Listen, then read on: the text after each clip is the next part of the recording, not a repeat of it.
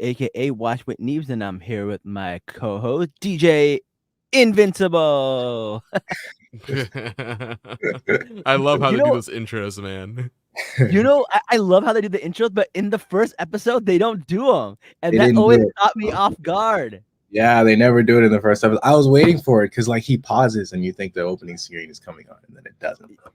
I always Mm. thought that, and it wasn't happening. But listen, we got to introduce our guest. You may remember him from our episode on Rings of Power. It's Destructo. What's going on, bro? How are you? I'm doing good, guys. Very happy to be here. Invincible is my absolute favorite comic book storyline of all time, and so I was so floored when the show came out, and so like I'm super duper excited to get on here and talk about it. More excited than like any other show, honestly. Really? Cool. Tell us why. Dude, shoot. I think it was the first. Okay, I had a really hard time getting into DC and Marvel comics. I've read a bunch of them, but it was tough for me because the continuities are so long that like it was hard to just like open a comic book and just like read it. But Invincible, like there was a beginning, you could start at volume 1 and then just work your way up. Like it was one single storyline focused on one handful of characters, and it really resonated with me because of just like it was cool. It was hella cool. Like especially Yeah. because of the twist. I didn't read like issue by issue. I read the first volume, which is like the first like 20 or so issues, and so by the end of the first volume, like you see the twist, and it's like it had me hooked, and I just kept going from there.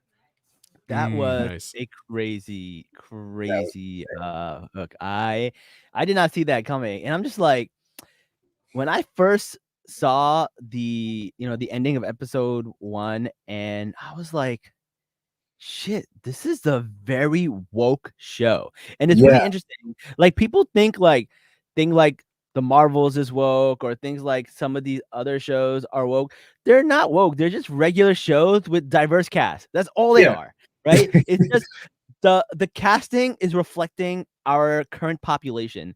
That's right. really all it is. There's nothing woke about this show. There's Yeah, nothing woke about the Marvels, right? But when you look at shows like Invincible, like it's actually very woke because it's actually talking about like the political climate of things that are happening right now if you are smart enough yeah, to understand. yeah, And because of that, I'm like, it's funny how no one calls this show out for being woke, but they'll right. call out some of the dumbest shit, like Snow White. There's nothing woke about Snow White. They just Nothing at like all. took, like there's It's nothing just woke so. about that. Is this a It's movie with like for Snow White in particular? It's just because Rachel Zegler, the lead, has like dared to speak her mind on like how she thinks about the Snow White story as a whole, and it's being yeah. considered for almost that reason alone. Like I don't love the way Disney is promoting Snow White, but Rachel Ziegler did nothing wrong. Like No, she's getting the Brie Larson treatment where the internet is just roasting her for doing absolutely nothing wrong. yeah, it Mhm. sucks because it's like this happens in a cycle. Like every now and then a new female actress will come onto the scene, they'll speak their mind, and then they will just be get like horribly bullied by the internet, and then there'll be this wave of like, oh, that was so bad, we should have never done that, and then it restarts. Like I remember it happening with, I think, like my first instance of seeing that happen online was with Jennifer Katniss Everdeen. Oh, Jennifer Lawrence? Jennifer Lawrence. Yeah, that Yeah. was a big one. She was getting bullied all over the internet, and then after her, it was Captain Marvel, which was really bad. And it gets really annoying because all they do is just like have opinions. Yeah. It's really funny to me because like some of the shows that all these people claim to love are the most woke shows out there, and they're just too dumb to understand how woke it is. Like The Boys is woke, One Piece is woke, Avatar: The Last Airbender is woke, Andor is woke, but like none of these things get called woke. It's always the one with female stars or a Yeah, person of color. That's it. yeah, Like yeah. Obi-Wan is woke because they had a female black antagonist, but Right. Andor is not. Like, But make Andor's that not make woke. sense. Yeah, dude. I've had so many arguments in my comment section and other comment sections specifically about the boys. It's actually like the boys was almost too intelligent for fans for like those type of people, to a point where they genuinely think that not only is it not woke, but it's making fun of wokeness and it's making fun of progressiveness. And there's the amount of people that sincerely believe that, from what I've seen, is genuinely mind-boggling. It's in crazy. Like they missed the point so far that they actually like make the goal in for the other team. That's like that's how far that's how bad they miss it, right? Yeah. All right, so let's talk about this episode. So this episode starts off with a very confusing plot line because I'm like watching this and I'm like, what's going on here? So there's a fight going on between Mm, Invincible and the Immortal, and we're seeing them fight, and I'm like, oh, cool, they're training. But no, they're legit fighting. And then Omni-Man shows up and starts cutting him up in half. yeah. And it's a real fight. And you're like, oh, shit, Mark is Yeah. on the bad guy side. So I'm like, oh, is this in the future? You know, because that's the first thing I thought of. And then the Right. other option would be, is it a different universe, right? But that didn't occur to me then. Yeah. But the part where I feel like the wokeness of the show came on is where Mhm. they're like, trying to convince the population that it's their own fault this is happening, right? Mhm. You made Yeah. us kill you. You made Right. us do this to you. And I'm Right. like, it sounds familiar, man. It sounds Yeah. sounds very Everything familiar. going on right now, it was like it had some really particular connotations to the real world. There's a settler colonial state that is in the Middle East that would be like, hey, Mark, you got the right idea. Yeah. Yeah, it was really messed up because when they had stormed the hideout with where all Yeah. the rebels were, and he did what he did to Eve. He's like, I can't let you hurt any more people. And then like after they rounded everybody up, it's over, the battle's over, they've won, and it's still Yeah. like, okay, well, you guys were the rebels, so we have to, every single one of you still has to die. And that was really Yeah. that was the woke part about it to me too. That was wild, where they're like, "Well, you guys all signed your death warrant as soon as you decided to be, uh, decided to defy us." And I was like, "Yeah, I've definitely heard some people say, hey, these citizens have all signed their death warrant the second they elected this Right. group to govern Right. them." Right? Like, yeah, okay, Like it's crazy that you've heard like over the course of the past few weeks, like actual people in positions of genuine power say that with no sort of like remorse or anything like that. Like it gets to a point where the media we consume about this can't even be considered satire anymore if it's like yeah. about what's going on outside of our very windows at that same time.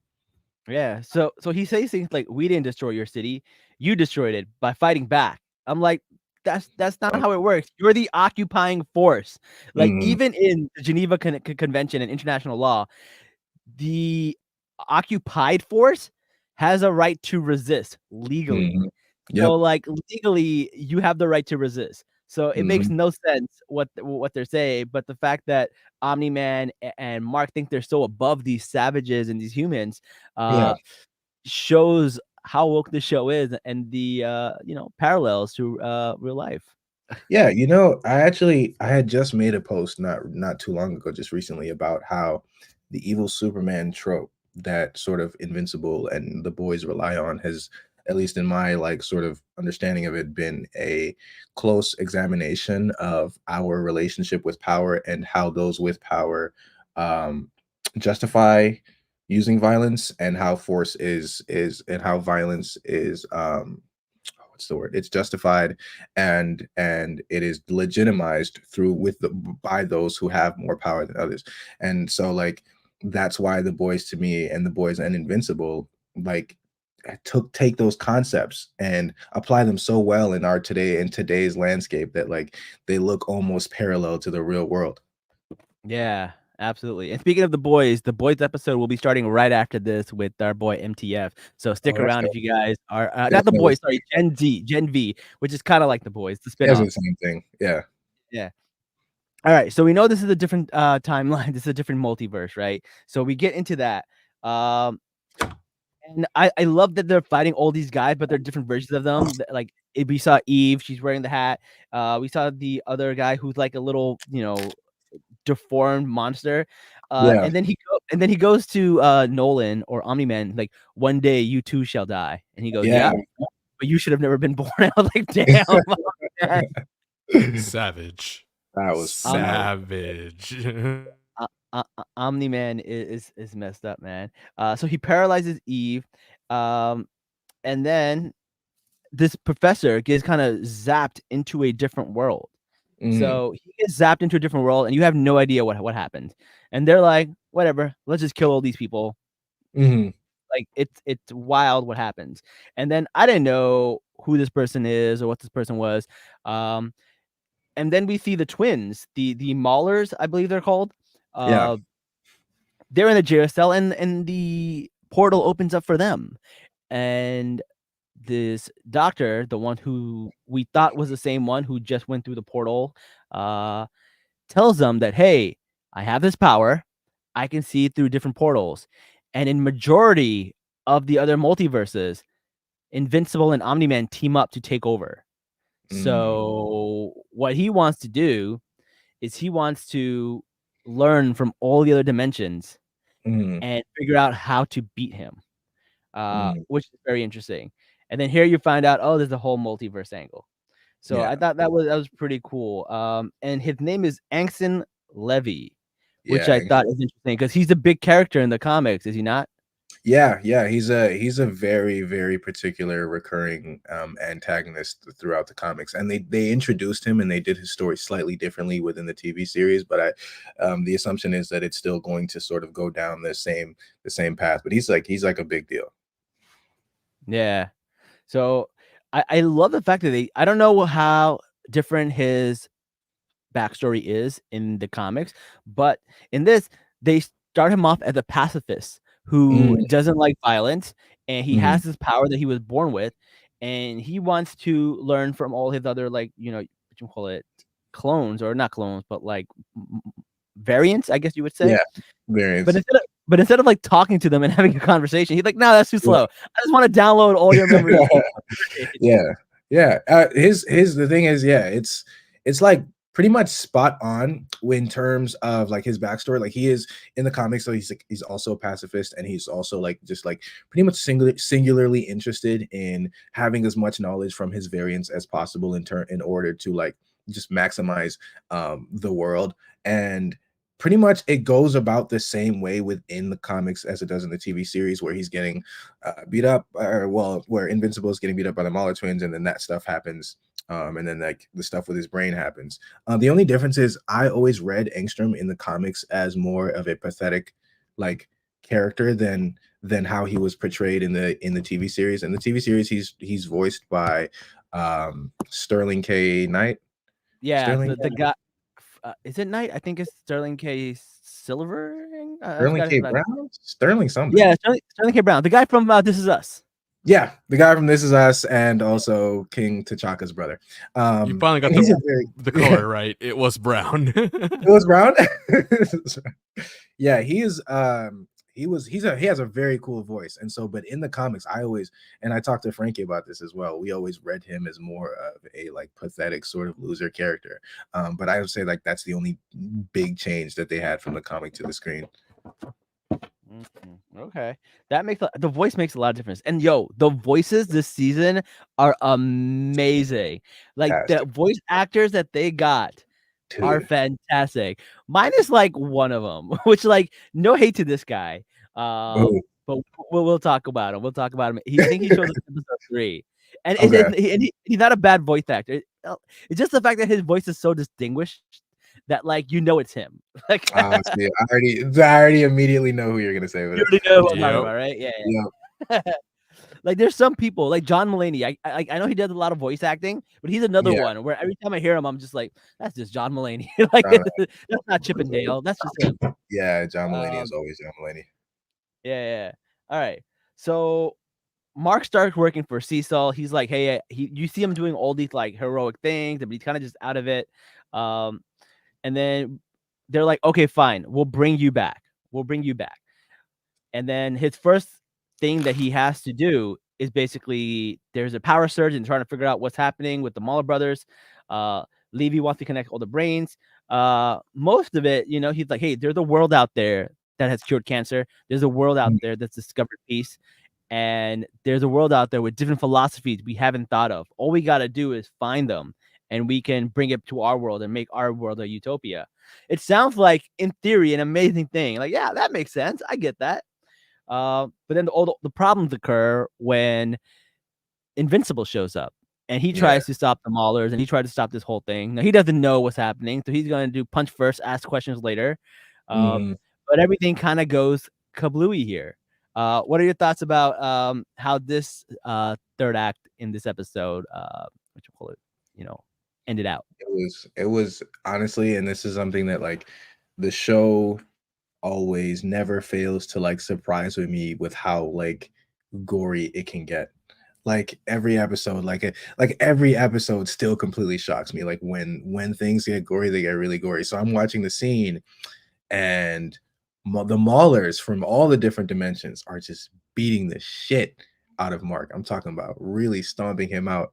And it was actually hard to watch because I know consciously like, oh, he's gonna make it out of this, and like I know what happens to an extent, but it's like insane to see him getting like actually pummeled this way. And I love how that's like a recurring theme throughout the TV series, that like he loses damn near every fight he's in, because in the comic books it's pretty similar.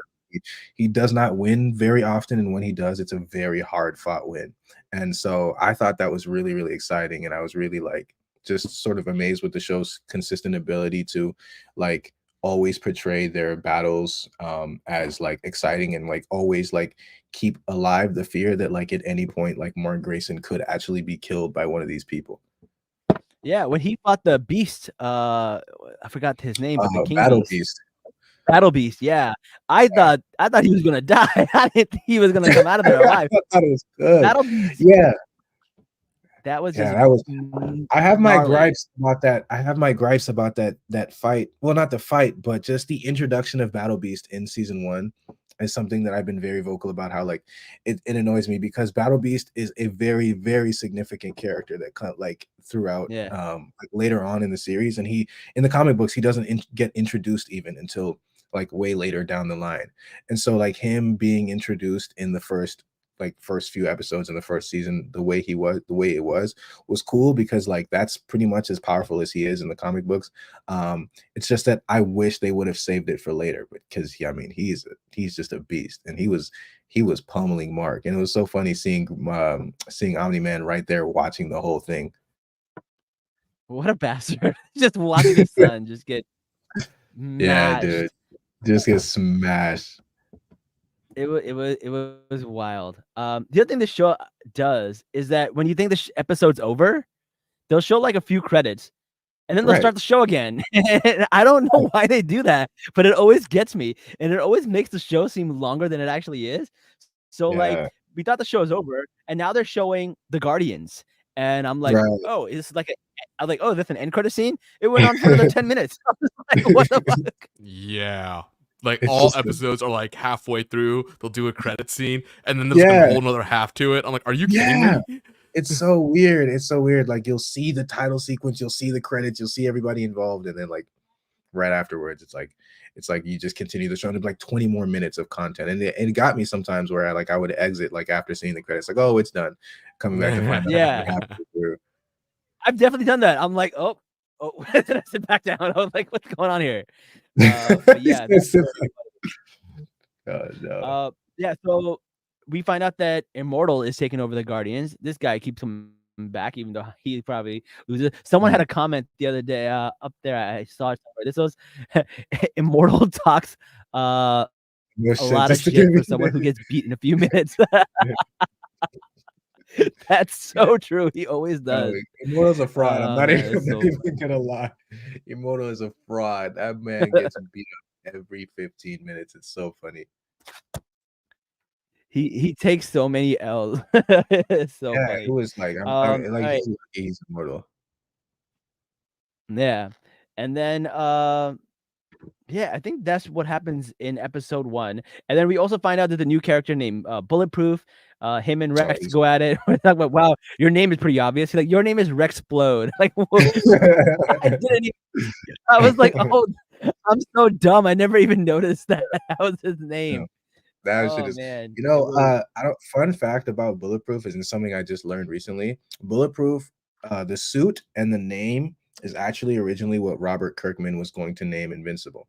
So that was the original design for Invincible suit, and the Bulletproof was the original name for Invincible. So I just thought that was cool that he made it a separate character. That's so funny because when I saw him, I was like, he's kind of a ripoff of like Invincible. I kind of felt like with the eyes and stuff. Yeah. Right, like and it makes sense as to why. Like I was thinking that reading the comics too. I'm like Bulletproof, Invincible, like dude, they're the same thing. Yeah, that's so funny. All right, in episode 2, we start off with Principal Winslow at Reginald Bell Johnson High School, which I think is so funny. A reference to Family Matters, which some of you don't know, Reginald Bell Johnson is the actor who plays Officer Winslow in Family Matters. And then the voice actor, the actual voice actor, Reginald Bell Johnson, is giving the commencement speech, which I think was so good. The fact that they got that was very, very cool. I love that. Yeah. And then while this is happening, the Invincible is fighting, I don't know, this captain guy, I believe.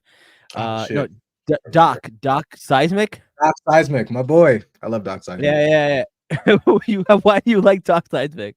Dude, Doc Seismic, and it's so funny because this is what I love about the TV series and in terms of the changes to the comics is that he was such a boring character in the comics. He was just some like mad old scientist. Like he was the mad old scientist trope. But the series managed to make him like so funny in a way that was like current. You know, because like remember in the first season, like he's what did he say? Because I was just rewatching the first season. He said he had a minor in African dance. He majored in gender studies. Like he was just like a really like socially like socio-politically aware like supervillain, and I just found that really funny because they made him kind of sympathetic when he wanted to destroy the monuments and stuff like that. I like the part where he goes like Professor Seismic. He goes, "No, it's Doctor. I never taught."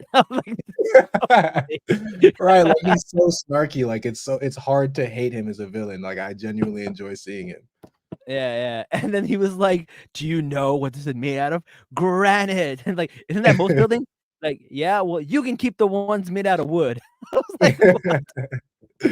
No, he was like his interactions with Invincible, I think, are the funniest. Like of all of his reoccurring villains.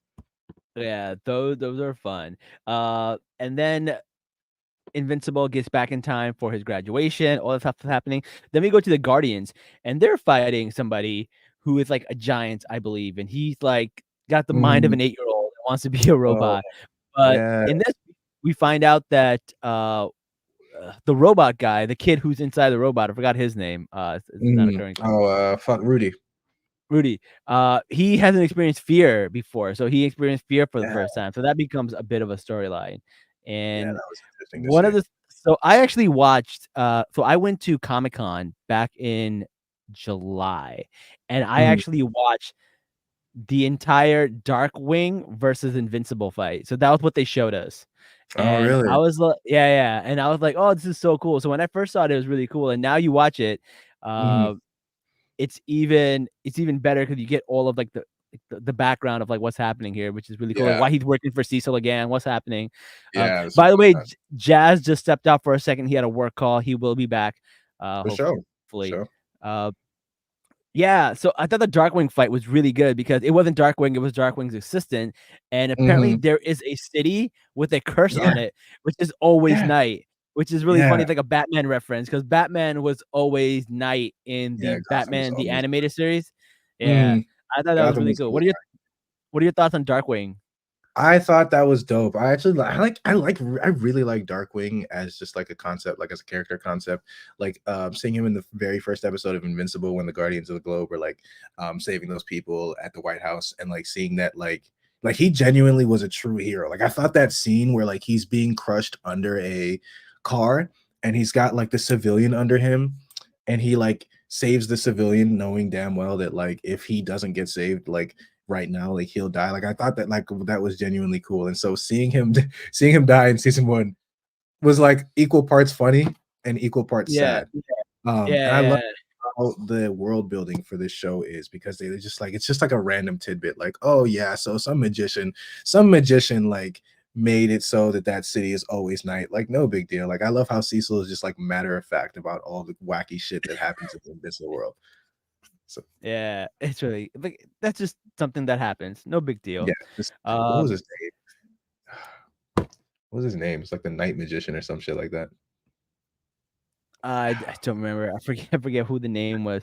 But speaking of like weird people and weird shit, Caesar goes to Invincible. He goes like, "Yeah, you got to go and talk to the fish people because your dad killed them, and now you may have to marry their queen." And he's like, "What?"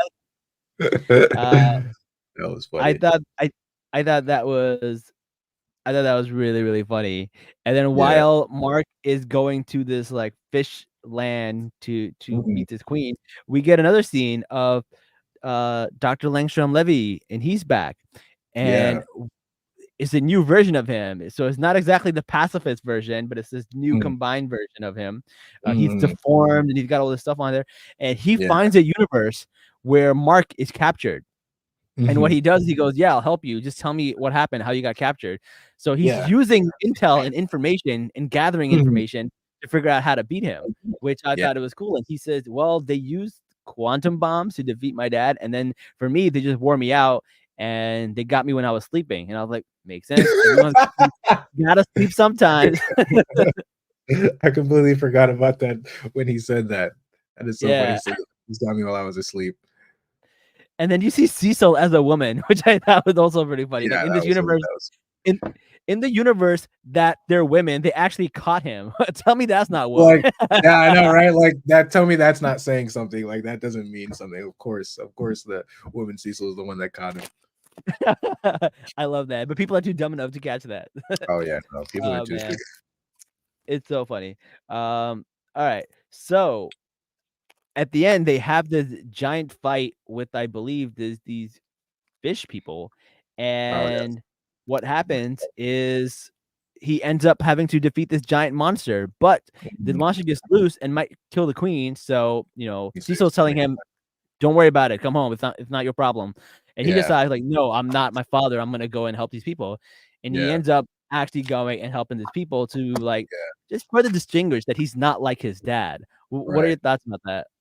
I thought it was really cool. They're setting up sort of because the entire Invincible story is 100% about Mark sort of figuring out his path as a superhero. And I thought that was executed really, really well because Cecil and Omni Man are two characters that have qualities to them that Mark recognizes that he doesn't want. Like Cecil himself is in no way, shape, or form an angel. You know what I mean? Like he's not.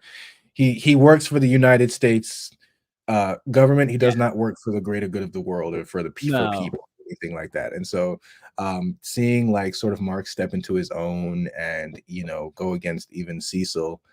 To follow his own heart as a superhero, I think was executed really well. It was a scene in which I was really, really proud of him for real. yeah. No, I agree. I agree. All right, and then after this episode, episode 3 starts, and Mark ends up going to college, and the first thing that happens is he decides to get it on, and Yeah. and they're discussing like the mechanics of like how this would work, Oh and yeah. I'm like, is it like super? Is it like what's Yeah, that scene was like, I'm so glad they cut when they did because I was like, the animation is weird, the sounds that they're making is weird. Like, I don't want to watch it. Yeah. So what happens is they do something weird and they cut. And instead of doing the Invincible, Mhm, they kind of go into this other planet of Unopa and give us the backstory about how they were occupied by the Veltramites. Cool. And we know that the Nupa are basically the mhm, aliens that created Alan the Alien, which we'll learn about in a mhm, little bit. Um, so it was really cool. They were like, hey, they were defeated, but they were biding time, and they kept, biding mhm. time. Then they attacked. Uh, they attacked their Yeah, occupier, and I'm like, another yeah, thing that's a parallel to things that are happening. Not a happening big in real surprise life. there. Right, And then right. they were It's like, very cool. they ended up underestimating their oppressors, and the Mhm. oppressors decimated them. Yeah. And then some of them escape, and as they escape, they try to figure out ways where they could, you know, defeat them, creating a being that could defeat the Veltramites. Um, Mhm. the fact that, you know, they took their time and then they made an attack and Right. then they retaliated with a great amount of force. Yeah. I don't know, it's very parallel to the things that are Yeah. happening in the world today, right? And then the Yeah. fact that they have to escape, they have to seek refuge, right? These are Mhm. the things that happen in the real world. So I Yeah. definitely like that. And then they show that like they tried to breed this alien and they Mhm. finally got one with Alan. He's the one and only one that they got. Yeah. Uh, and basically he was, as a kid, a great fighter and he's super strong. From what I know, he's supposed to be one of the strongest people in the Invincible universe. He's like up there Yeah. with a lot of people. Yeah, Uh, he is. He is up there. Like his current form right now, no, but like he, you know what I'm saying? Like it's not, you know that he obviously survives. And so yeah, like him down the line, he does get incredibly strong, like yeah. genuinely. So we see him go and talk to Thaddeus, who is the leader, who is Mhm. voiced by none other Right. than Peter Cullen, who is freaking There's Optimus Optimus Prime Prime. himself. I thought that his voice is unmistakable. As soon as he started talking, I was like, that's Optimus Prime. But there's so much gravitas in his Yeah, voice that you're just like, yeah. "Oh, this is such a good get. This is such a Yeah, good get." no, the Uh, voice cast for this series is stacked. Like it's it's insane how stacked it is. it is so stacked. And then the person that like I mentioned that like takes me out is a little bit is Seth Green, Seth Rogen, I who knew it. plays I knew yeah. it. Like every time I hear Yeah, Alan the Alien talk, I'm just like, that's yeah. just Seth Rogen talking. No, it's just Seth Rogen. For me, it works because, like, specifically because I don't know why.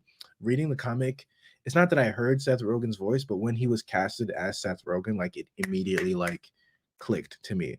Mm, Their personalities to me, Seth Rogen's personality and Alan the Alien's personality, like of like just being goofy, like when it's time to be goofy, and like having moments in which they're like deadly serious. Like I don't know, it felt like it worked immediately, and this is probably like the first time where like Seth Rogen yeah. has voiced a character that like I feel like works. So I definitely do get what you mean as how like every character he voices just sounds like Seth Rogen. Like Seth Rogen is just an actor who's doing voice work, whereas Yeah, like Peter Cullen is a voice actor. Like he's even a though you voice know actor. that's Optimus Prime, it's Yeah, not the same Optimus Prime because like Thaddeus doesn't have like a hint of leadership and confidence in his right. name. That Optimus Yeah, Prime did. Optimus Prime has a very inspiring voice, where like right. Thaddeus doesn't, and you find it at the end why. Like he did it on purpose because he may not be such a stand-up person, which I thought was Right, right, right, like very, very well done. And that's when you know someone is a voice actor. Like they think about right. this in advance. Yeah, yeah, yeah. It's like it's similar voices, but you know, Optimus Prime has this sort of gravitas, this warrior's Yeah. gravitas to him, and Yes, warrior. Yeah, and Thaddeus just sounds like an old, you know, it's older, it sounds a little more timid, it sounds a little less like in your face. And yeah, Yeah. like you said, it is like dependent on because of like, you know, you story decide to reveal his character and see exactly, you know, what the type of person he is. And so I'm like, really excited to see what they do with this character moving forward because he is somebody who is very, very interesting. I will say. Yeah. Very true. Very true. So Alan was basically this amazing alien and who was like a super soldier for these aliens, but he still could not defeat even one Veltramite, right? Hmm. So that's what they decided to, instead of making him a warrior, he is somebody who goes out and finds different planets and figures out if they have a warrior, and if that warrior is good enough, if we can use him to fight the Viltrumites. Yep. So he ends up finding Invincible, and he's telling them about Invincible. He goes, "Hey, this guy's ultra Viltrumite, but he's half Viltrumite, and he doesn't like his Mhm. dad." And they're all Mhm. like, "Whoa! First of all, Viltrumites never like procreate with like other people. They're like racial Yeah. purity is very Yeah. important to them." So that's one thing.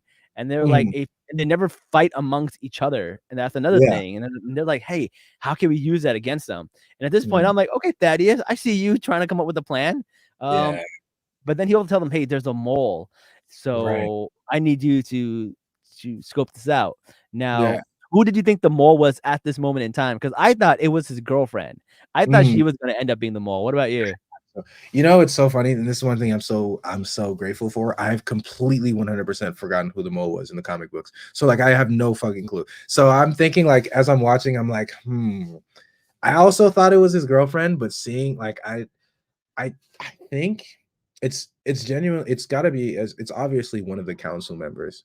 And if I had to guess which council member it was, I don't remember exactly what his name was, but he was one of the ones that was like arguing with him the most about Mm. how like you can't use Mark and Mark isn't reliable and this isn't reliable information. I place my money on one of those like sneaky little council members, but I don't think it's his girl and I don't think it's Datus either.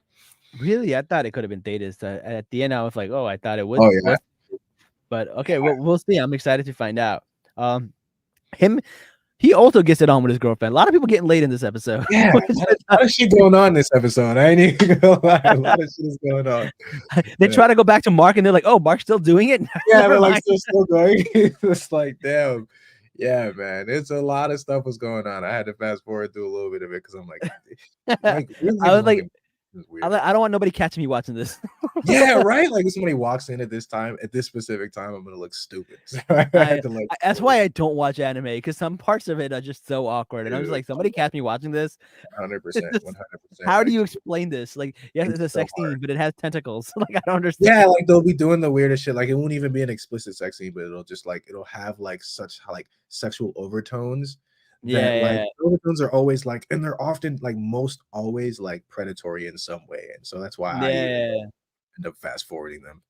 I know. So he goes to a diner with his girlfriend, a space diner, and all of a sudden, the Veltramites show up and they start. It's like a gang initiation. They're just like beating the shit out of him. It was bad. Out of him. That was the worst. That was the worst sort of instance of getting jumped I've ever seen in this series. I mean, people get jumped a lot in this show. Yeah, but he didn't give it up, man. He didn't give up any information at all. He was a G. He didn't give a fuck. Took it like a champ. I'm not gonna lie. He ate that shit too. He ate it. He was smiling when they were. He ate them bitches. Like he was. I mean, like he took it, and it was so sad to have his girlfriend like watch the whole time. That's sad. And then his eye popped out. I was like, no, not his one eye. Disgusting, dude. It was gross. And then they punched straight through him. Viltrumites love punching straight through people. That's like their MO. Disgusting. Yeah. That was wild. And I'm always like, yo, who told these motherfuckers? It happened. This man like basically like came back, told everybody what happened, hooked up with his girlfriend, went to get dinner, and then boom, already they're attacking him. So the person snitched in like 25 minutes. Like it was like an immediate, snitch. Like they told it immediately. That was so funny. Yeah, that was dark. It was a really dark scene. And the way the scene was played in just terms of like the music and the sound design, it was really like this was not a fight scene. This wasn't like a heroic sacrifice. Like this was a fucking beatdown. Like then they played like a tragic beatdown.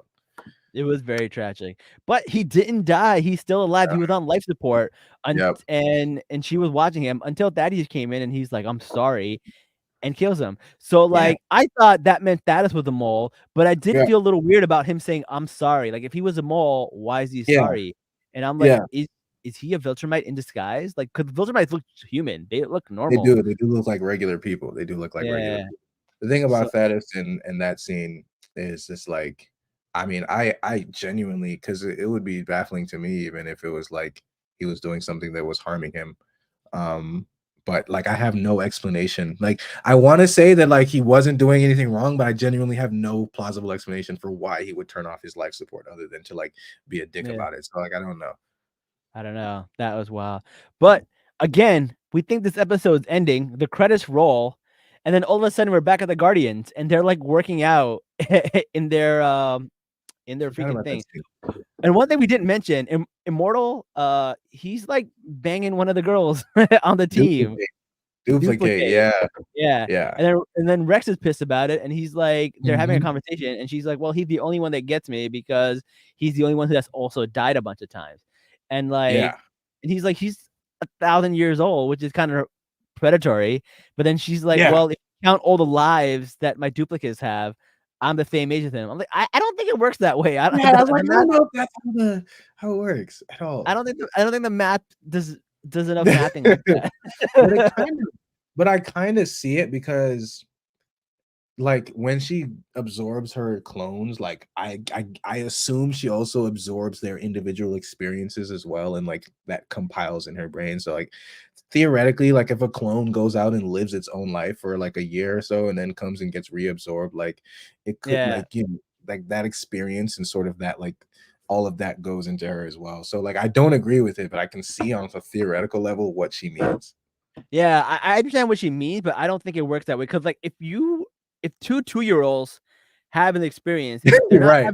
they're not having the experience. If you add them together, they're not having the experience They're of a still true. 4-year-old. They're having the Yeah. experience of 2 2-year-olds, right? They're still true. Yeah, no, you're absolutely right. Their brain functions is still the exact same. Like they're still the same age, all of that. Yeah.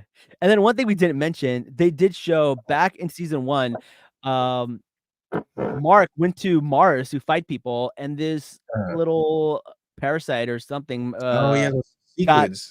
yeah, he came back, and then this guy is a astronaut, and people were like, "Yeah, you're being a little weird.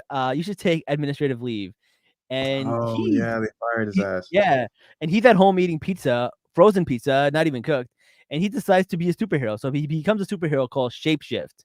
Mhm. And as they're arguing in here, he's like, "I'm going to run stationary in that position," and they're like, "Oh, he's gonna go on a treadmill." And he's just like standing on a treadmill that's off and just doing like high knee He's flips. just running. Dude, he's so weird. He is so weird, and he's a funny character because it's like I always find Martian characters in comics super funny because like they're not special. Like Martian Manhunt, like they all have the same Yeah, sort of like power set. So I just find it really funny how like a Martian character was killed in the Guardians of the Globe, and then they just like get a new one, like like they right get a after. new one exactly, and they're always like, "Where in the world are you from?" And he's You're over here right. trying to pretend like he's a normal Earth person. Oh Uh, yeah, that's which I right. They thought was don't know yet. yeah, they don't know yet. They don't know yet. Right, right.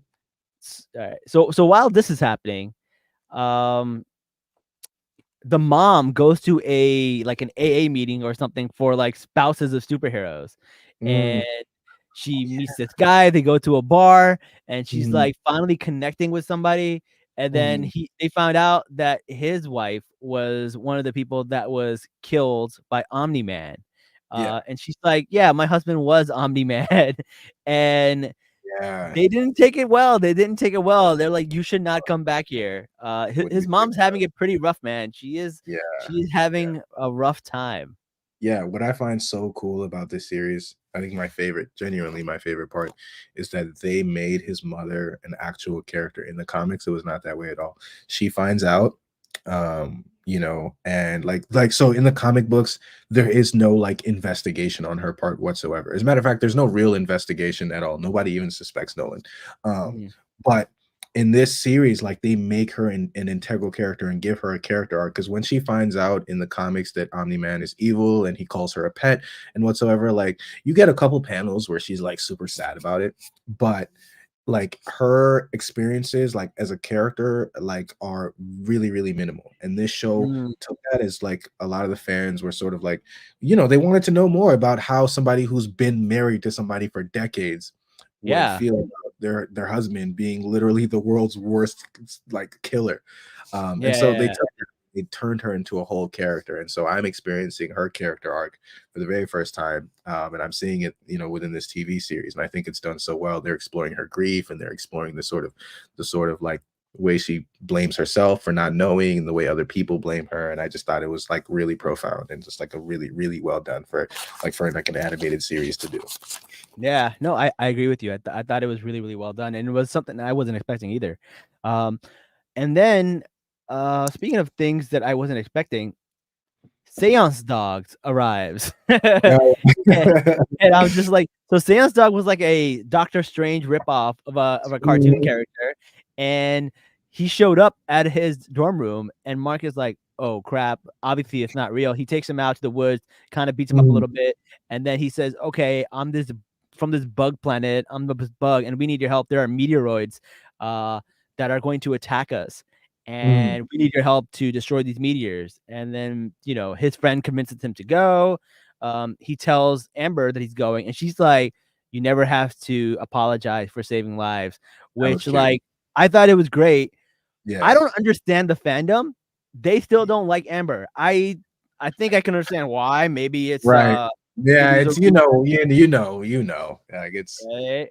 weird. But, like, she's a good character, and Yeah. I don't understand why she gets so much shit. It's weird. Yeah, it's so weird. She was completely justified, like completely justified in being annoyed with Mark for like lying to her for like over 6 months about him, being invincible. And not only that, but just like being inconsiderate of like accepting to go on dates when he knows that like there's a high chance that like in the middle of that date he'll leave, and like leaving for months on end. Like that shit in the real world would make me so upset too. Like it would actually genuinely piss me off, especially if my partner like was lying to me about it.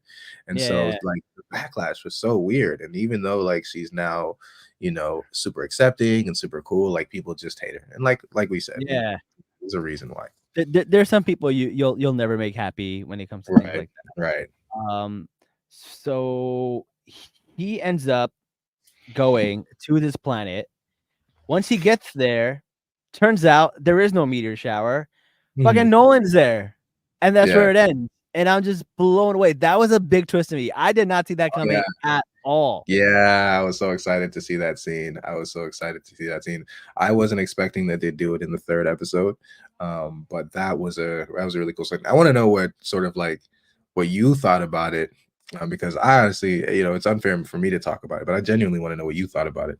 So I'm over here like, how is this possible? I thought we were gonna get like more scenes of like them trying to figure out what happened to him or why he Yeah, left, and they're pretty quickly going into it. And he's like, yeah, "Oh, son, it's been a while," and I'm like, mm. "Has it been a while? It's been 2 Hey, episodes. right. Maybe it has. I don't know." I don't know Um, how time moves. Like I have no idea how long it's been either. I don't know how long it's been, but I think it's really interesting. And he approached Mark with like kindness. So I'm like, this man just Yeah, beat the shit out of his son to the point where he was right. going to kill him, Yeah. and then you know Like just hello. left, and that was it. And now we're at a point where like he's Yeah. like, "Hello, son," and everything is fine. Like you gotta just beat the shit out of me. You see how he flinched when he saw him, like in the Yeah, reaction shot? Like he was like he was ready to, like that is trauma. Like the way like his body instantly reacted to seeing his father who nearly beat him to death was yeah, like so just like it was so insane to see. And Robert Kirkman actually has said that in Invincible season 2 there will be 4 really crazy episodes. Episode 4 and episode 8. And so episode 4 obviously, will be coming out like next when next is the release Friday. schedule? Next Friday. And I know exactly what episode 4 is going to be about, but I have no idea what he means by episode 8. But yeah, episode 4 is looking to be really, really, really, really crazy. All right, cool, man. Yeah, I'm Sounds excited. good. We'll have to do an episode on Okay. that if we can, because that's gonna be really, really fun. Listen, man, thank you so much for coming on the show, man. It was great to have you. I love talking about Invincible with you, man. We'll have you on Yeah, for no problem, man. every Thank you. episode that you're willing to be on, man. We'll do some Absolutely, more. man. I would love to. No questions asked. Like you just let All me know right. when. Let's do it. Let's do it. Either Fridays or Saturdays or Sundays. One of these 3 days. We'll have it put on the calendar, and we'll do every episode. We'll do one episode so we can dive in a little bit more Yeah, deeply. yeah, that would be It'll dope. be a lot of fun. Yeah, All man. right, Thank you man. so much. No problem. Let people know where they can find you real quick. Oh yeah, absolutely. You know what? Um, I am on TikTok, Destructo Jugo. That's where you can find me for the most part. And then from TikTok, you can, my links, all my links are on there, but I post most, if not all of my content on TikTok. So follow me, come comment. I'll be making Invincible posts regularly to recap the episodes and just like talk about the characters and stuff that's going on within the series. And yeah. Awesome, man. Thank you so much for being on the show. And guys, don't forget to like, comment, share, subscribe, and feel free to add us on here. We're gonna have Destructo on every other week or every episode whenever the show comes back. And tune in the next, like, I don't know, 7 minutes. We're gonna be back and we're going to be doing Gen V. So stay tuned I'm for gonna that. be as an audience member. So all right, see Awesome. you. All Bye right. bye. Salaam nerds.